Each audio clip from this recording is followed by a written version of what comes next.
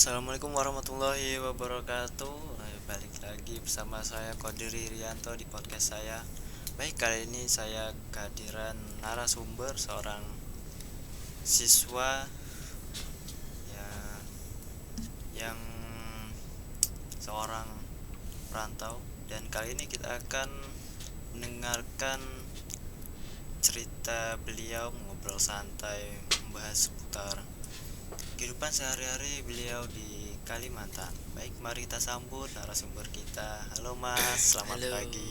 pagi. Bisa diperkenalkan diri Mas dan asalnya dari mana nih? Oke, perkenalkan nama saya Muhammad Naufal Rifki Fatur Rozak. Biasa dipanggil Naufal. Saya lahir di Demak. Mas bisa ceritain nih tentang diri Masnya. Apa itu alasan pergi merantau? Dan saya pergi merantau itu karena mengikuti orang tua. Soalnya dari saya belum lahir, orang tua saya udah merantau itu dari bapak saya. Dan pas saat TK saya baru diajak ke Kalimantan, merantau ke Kalimantan. Itu kan dulu dari TK sampai kelas 4 itu saya berada di Sampit, salah satu desa di Sampit. Nah, setelah itu saya pindah lagi ke Jawa 1 tahun sekolah di Jawa, meneruskan kelas 4 SD sampai selesai. Terus setelah kelas 4 saya pindah lagi ke itu Kalimantan. Kalimantan lagi, salah satu desa di Kabupaten Lamandau, tepatnya di desa Brigiraya. Sudah. Bagaimana perasaan Masnya nih pada hari pertama saat tiba di Kalimantan sana? Perasaan saya ya ada senangnya juga, ada sedihnya. Kalau senangnya kan banyak teman, bisa apa, juga di sana kan ya banyak orang Jawa lah, rata-rata malah orang Jawa. Terus kalau sedihnya ya cuma itu sih, jauh dari halaman rumah. Nah, yang menjadi perbedaan nih pada saat Mas Nopal berada di sana dari segi kebudayaan dan kehidupan sehari-hari yang berbeda dari Jawa, mungkin di Kalimantan. Perbedaan kayaknya sih ya sama aja. Soalnya di situ kan kebanyakan malah Jawanya dibanding orang Kalimantannya sendiri. Kalau orang Kalimantan sendiri tuh ada, tapi nggak sebanyak orang di Jawa kalau di desa saya. Berarti lebih banyak perantauan itu. Iya. Terus yang jadi kegiatan sehari-hari Masnya nih di sana?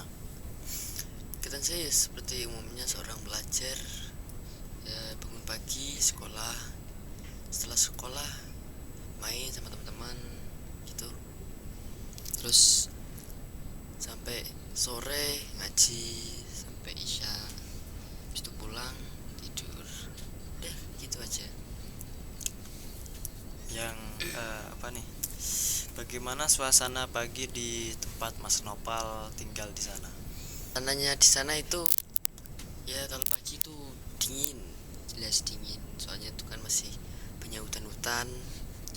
Jadinya ya adem lah, waktu pagi-pagi itu enak buat jogging-jogging. Alam di sana masih terjaga nggak, Mas? Di sana sih masih ada alamnya, tapi sekarang malah kebanyakan perkebunan sawit malahan. Oh, berarti lebih mendominasi perkebunan sawit sekarang ya? Kalau di tempat saya masih kebanyakan kebun sawitnya dibanding hutannya. Kalau selain itu mungkin seperti karet atau pinang atau kelapa, ada nggak gitu di Kalimantan? Kalau itu mungkin ya karet, kelapa mungkin ada. desa lain. Di tempat saya belum ada. Di berbeda wilayah ya. Iya. Terus apa nih yang menjadi makanan sehari-hari Mas Nopal pada saat tinggal di Kalimantan? Ya seperti umumnya makanannya ya itu aja paling ya. Mungkin ada seperti makanan khas daerah di sana. Nggak ada sih, paling ya ada tuh tempoyak, tapi saya belum pernah coba. Itu kan dari fermentasi dari durian. Nah itu, tapi saya belum pernah coba. Oke. Terus di sana tuh lebih sering makanan kayak pedas atau manis dari masakan warga di sana. Kalau warga di sana biasanya sih masakannya ke pedes sih. Kalau menurut saya pedes. Ada nggak nih warung yang jadi tempat langganan Mas setiap hari sama teman-teman? Kalau setiap hari sih enggak, paling ya cuma ya sering lah tapi enggak setiap hari juga. Itu ada di depan masjid, pas itu ada ya warung sederhana gitu, ada jualan mie, minuman, kopi, cukup lengkap lah di situ. Mas Nopal kan di sana sebagai pelajar nih ya. Mungkin bisa diceritakan bagaimana aktivitas perjalanan menuju ke sekolah, mungkin kegiatan di sekolah, dari perjalanan terus di sekolah ngapain aja gitu. Mungkin ada kegiatan lain yang berbeda dari sekolah dari daerah-daerah lain. Oke. Jadi pagi saya akan mandi terus berangkat sekolah itu dianterin. Dulu masih belum bisa naik motor sendiri, ya dianterin sama orang tua sampai sekolahan. Jadi sekolah kayak biasa gitu, belajar biasalah. Yang saya kagetnya itu kan dulu awalnya pas saya baru masuk ke kelas itu, tepatnya di Desa Brigiraya tadi itu ada itu pembahasan tentang bahasa Dayak. Nah, itu saya bingung, terus saya belajar ternyata nggak bisa, agak susah emang. Kalau dulu itu udah bisa, tapi kan gara-gara terlalu lama di Jawa jadinya lupa bahasanya. Setelah belajar jam 12 itu waktunya pulang, biasanya dijemput, kalau nggak dijemput ya udah jalan. Itu jaraknya lumayan jauh lah, sekitar berapa meter itu ya, 1 kilo mungkin ada. Perjalanannya mulus nggak tuh? Kalau sekarang alhamdulillah mulus, tapi kalau dulu sih jelek jalanannya. Masih tanah-tanah gitu. Masih tanah, masih apa namanya tuh, batu-batu, kerikil lah. Apa yang jadi tantangan terbesar Mas Nopal pada saat bersekolah di sana? Tantangan terbesar itu ya kalau dulu ya itu aja sih, jalannya doang. Kalau jalannya dulu tuh kalau hujan licin, tapi kalau kering tuh banyak debunya. Nah, tapi kalau hujan terus-terusan biasanya banjir malah. Oh, pernah terjadi banjir di sana? Pernah. Itu waktu 2000 berapa itu, 2022 atau 2000 berapa, saya lupa itu. Lumayan parah juga ya. Lumayan, itu sampai paha kalau nggak salah dulu itu. Nah, terus jadwal belajar di sekolah apakah ada perbedaan dengan sekolah lain? Ya, yang membedakan cuma satu aja sih dari pelajarannya, cuma bahasa Dayaknya itu aja yang berbeda.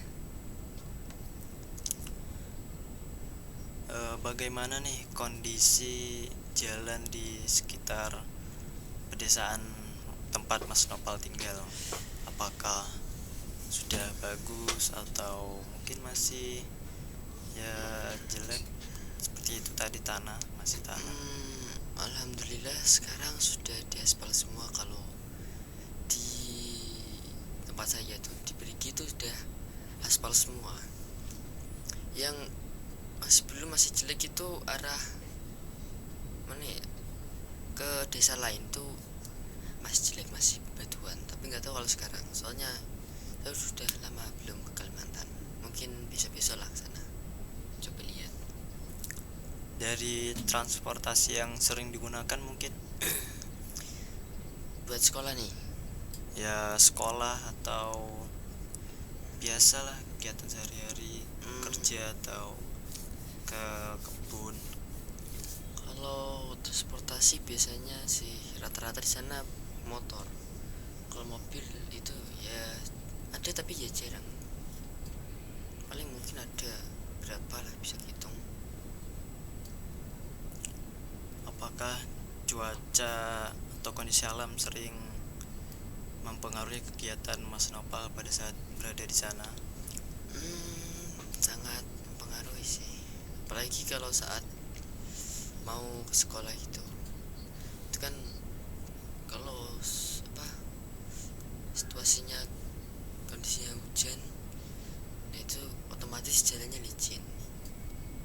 Apalagi dulu itu saya SMP itu di beda desa, di Bukit Makmur kalau nggak salah, ya Bukit Makmur. Itu jalan ke sana itu emang jelek, belum diaspal, masih tanah.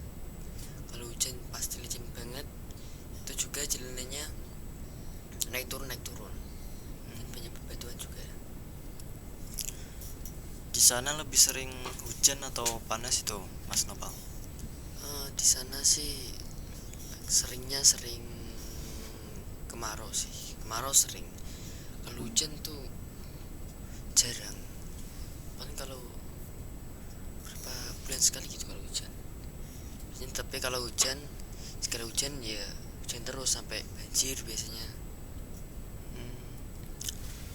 Dimana dimana biasanya Mas Nopal menghabiskan waktu sepulang sekolah nih sama teman-teman?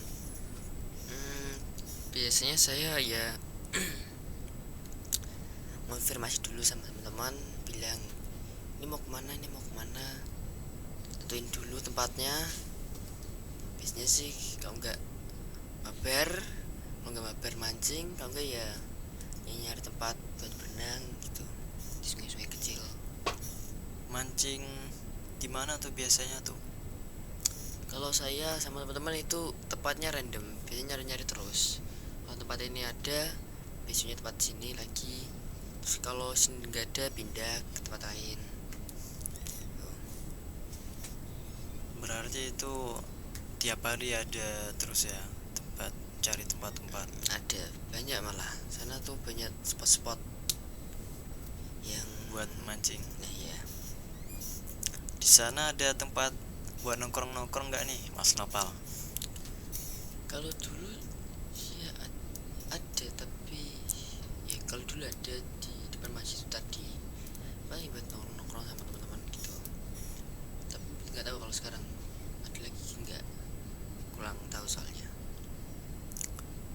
Terus tempat bersantai yang paling nyaman menurut Mas Nopal dari selama tinggal di sana?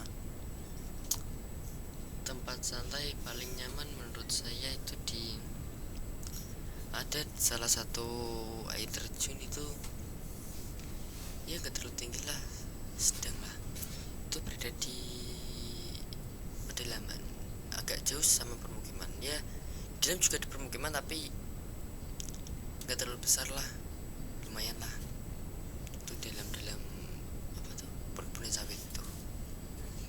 Pergi sama teman-teman itu ke tempat air terjun? Kalau sendiri takutnya nyasar, lupa jalan itu kan. Terus apakah di sana masih sering acara seperti pasar malam atau kegiatan bersama para warga? Kalau tempat saya sih jarang malah, paling kalau enggak ada acara-acara tertentu kayak apa ya, Isra Miraj gitu, kalau enggak apalagi itu. Kalau pasar malam jarang kalau di sana sekarang. Dulu emang jarang di situ, di tempat saya ada pasar malam, paling ya di desa baru ada. Terus destinasi wisata apa yang pernah Mas Nopal kunjungi selama tinggal di Kalimantan sana? Destinasi tempat wisata yang saya pernah kunjungi ada di, tepatnya tuh di apa desanya saya lupa, tapi kalau orang sana biasanya nyebutnya Halima. Iya, situ ada sendangnya, terus ada kolam renangnya juga. Biasanya saya sih ke kolamnya, kalau sendangnya tuh jarang. Selain itu mungkin ada lagi? Mungkin ada di perbukitan, naik bukit, terus ada lagi di mana itu saya lupa tempatnya, buat nyantai, buat mancing, nyari ikan sana juga ada.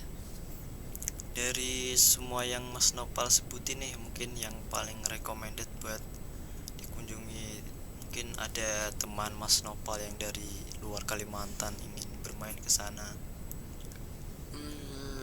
Yang saya recommended di tempat saya itu di Sendang Biru sih. Kalau di Sendang Biru itu kan masih asri, masih hutan gitu, terus airnya juga jernih, ya bagus buat tempat foto-foto lah. Kalau di kota-kota gitu mungkin Mas? Kalau di kota banyak malah, kayak pantai apa namanya, lupa saya, pantai, terus wisata alam banyak malah di kota, soalnya kan dari saya tuh jauh dari kota. Mas Nopal pernah mengunjungi apa aja nih pada saat di kota? Yang saya pernah kunjungi itu ada apa ya,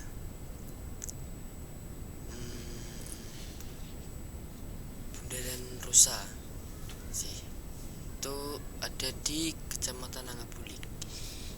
Itu ya seperti umumnya bundaran gitu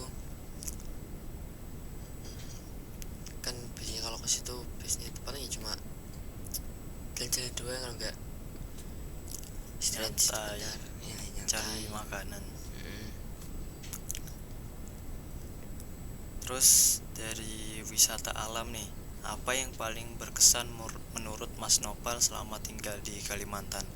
Mungkin dari hutan atau air terjun tadi, atau seperti sungai, terus bukit. Ada dua sih kalau menurut saya, itu ada di bukit bukit apa, lupa saya namanya, itu di desa, kalau sana manggilnya H2 kan. Di sana kan bagiannya ada 1, H2, H3, H4, H5, H6.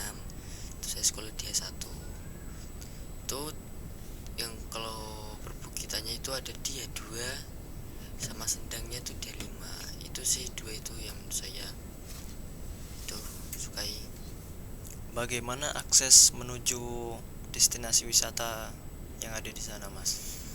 Apakah terawat, bagus? Dulu waktu saya masih di sana itu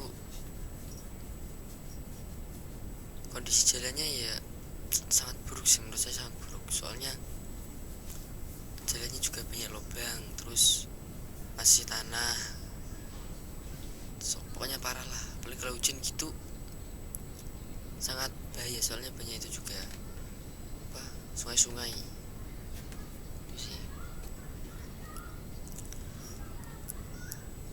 Aktivitas perekonomian yang biasa dilakukan para warga di Kalimantan sana, Mas, di pedesaan Mas Nopal, biasanya apa aja tuh?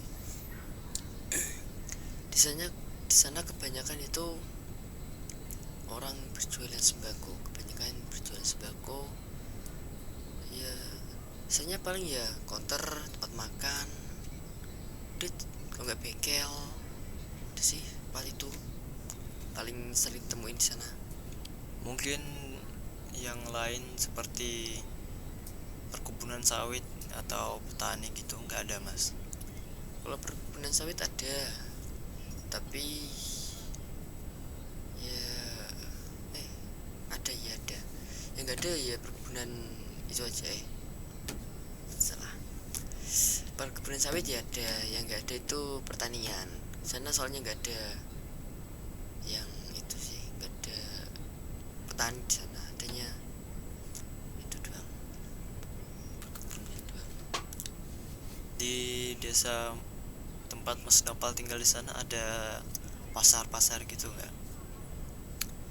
Kalau pasar itu udah ada dari lama, tapi itu kenapa entah gak ada yang jual di situ, ya sepi tempatnya. Pasarnya udah ada, tapi kan Belum ada yang jualan. belum ada, cuma ada satu doang itu yang buka, itu orang tukang cukur rambut, udah itu doang, yang lainnya tutup semua. Kalau di kota-kota besar gitu? Kalau di kota-kota besar ada, di desa juga ada ya. Biasanya kalau saya gitu nyari apa, nyari perlengkapan atau apa, biasanya keluar ke kota, ke pasar-pasar itu. Soalnya yang ada itu di kota-kota yang agak lengkap. Apakah Mas Nopal pernah ikut membantu perekonomian para warga atau mungkin membantu kegiatan sehari-hari kayak gotong royong, membersihkan lingkungan? Saya sih ya belum pernah sih, soalnya kalau perekonomian tuh ya sendiri paling ya Mungkin itu. bantu-bantu orang tua. Nah kalau bantu orang tua ya, ya paling bantu kan, selagi bapak saya itu konter, saya paling bantuin ngisi paket, ngisi pulsa kalau enggak. Dan juga bapak saya itu jualan pakan hewan kayak burung, kucing. Nah itu biasanya saya ikut jual juga, bantuin juga. Apa hal yang paling sulit eh, pada saat beradaptasi di Kalimantan sana mas, tempat Mas Nopal tinggal?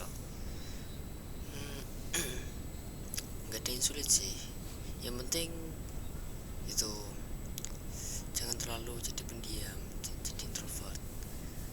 Sana itu orangnya baik-baik semua, terus gampang diajak komunikasi, diajak ketawa, itu gampang.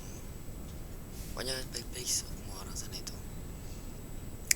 Selama tinggal di Kalimantan nih, Mas Nopal pasti pernah mengalami hal sulit atau mungkin hal lucu yang pernah Mas Nopal alami pada saat tinggal di sana. Itu ada sih,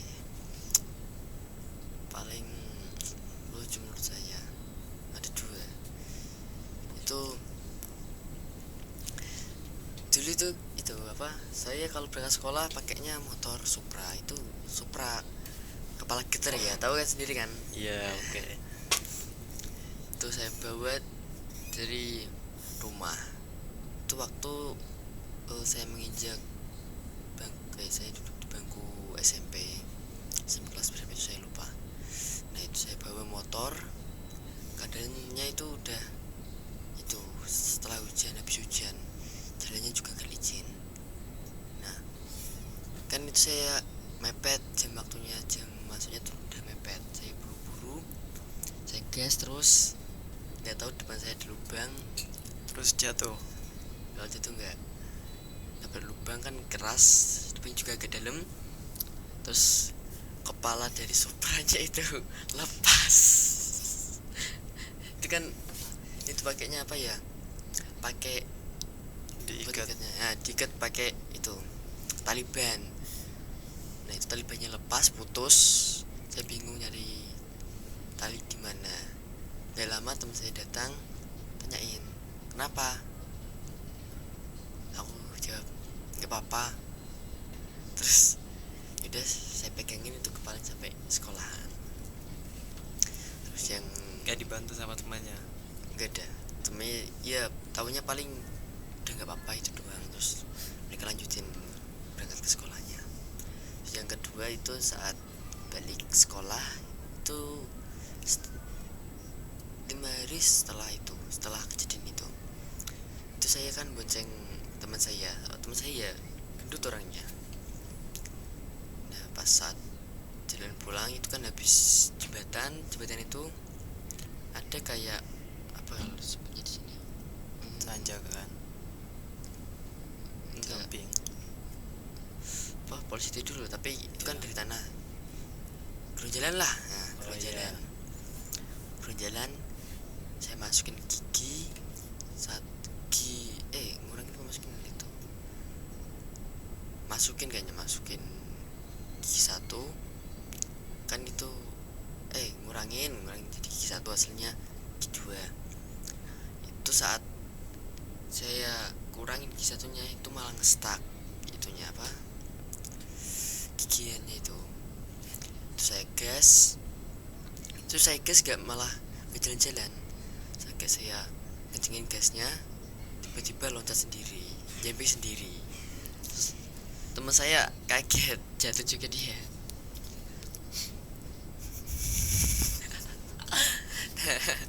Habis itu saya tanyain, katanya gayamu jemping. So aku jawab toh,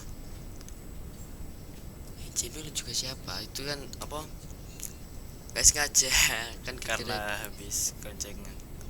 Nah itu terus giginya juga nggak terlalu berfungsi, itu kan motor udah lama juga. Itu ada teman banyak pada saat kejadian itu nggak? Diliatin teman banyak nggak? Alhamdulillah nggak ada orang di situ. Soalnya saya berangkat paling akhir sendiri, paling terlambat sendiri. Teman-teman udah pada di depan semua. Dan itu masih ada lagi cerita yang paling gak mengenakan sih menurut saya. Nah itu dulu saya awal kelas 7 itu ya.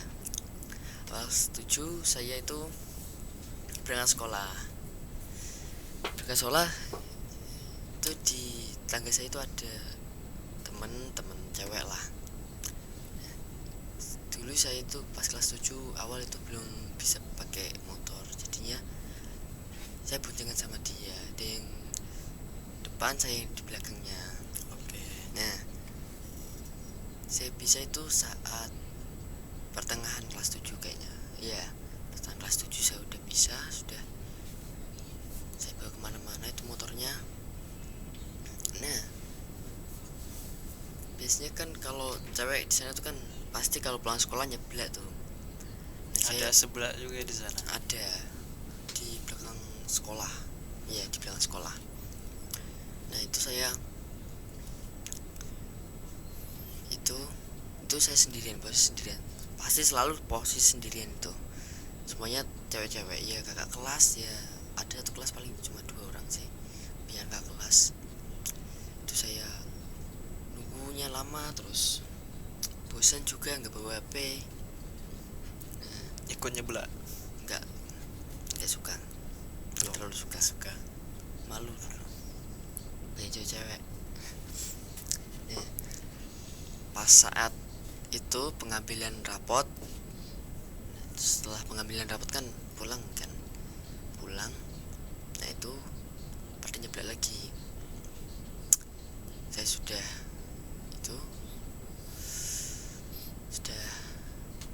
kehabisan sabar saya bilang teman saya yang perempuan itu, aku pulang dulu.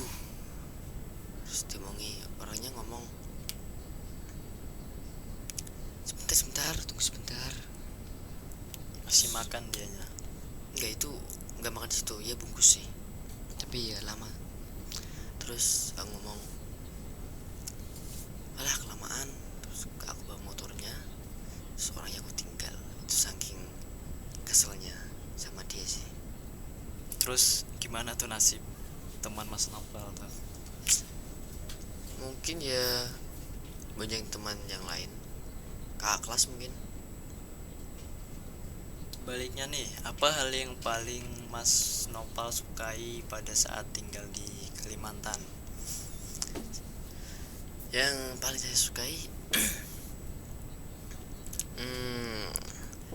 ya saya tuh temannya asik-asik, enak lah. Sana juga masih banyak hutan-hutan, terus spot-spot mancing juga masih enak, ikannya juga besar-besar. Dan lagi ya, Mungkin dari pemandangan alam yang ini ada di juga sana. pemandangan alam juga ya sih termasuk juga ya. Udah itu aja sih. Eh, Selama tinggal di sana kan sering pergi terus ya. Pernah nggak tuh Mas Nopal kayak tersesat nih, nyasar ke Kalau hutan? nyasar ke hutan itu belum pernah, paling nyasar ke kebun sawit. Itu saat mencari spot mancing, itu kan kebunan sawit semua deket PT itu.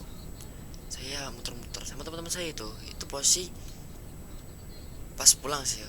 Pas berangkat itu masih ingat, pas pulang itu udah mepet maghrib, udah kira udah agak gelap lah itunya intinya. Saya muter-muter sama teman-teman saya sampai rumah itu malah jam berapa, jam 6 sampai saya dimarahin sama orang tua saya itu pas sampai rumah. Apa harapan Mas Nopal untuk desa daerah tempat Mas Nopal tinggal ke depannya nih? Harapan saya jalan antar daerah itu pengennya sih diperbaiki, itu dijadikan aspal. Itu dari saya, soalnya kan kalau jelek itu kan kasihan orang-orang yang mau sekolah, orang yang mau bekerja juga. Nah itu aja sih harapan saya, semoga jalannya diperbaiki, dijadikan jalan aspal, enggak tanah lagi.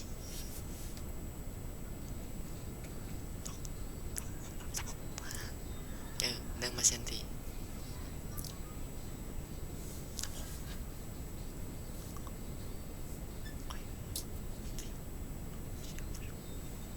Ya, tutup.